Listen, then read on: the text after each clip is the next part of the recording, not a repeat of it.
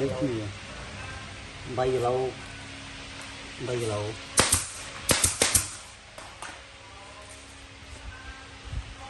bay lâu ta bạn có lấy bay ra bay lâu chứ cả lắm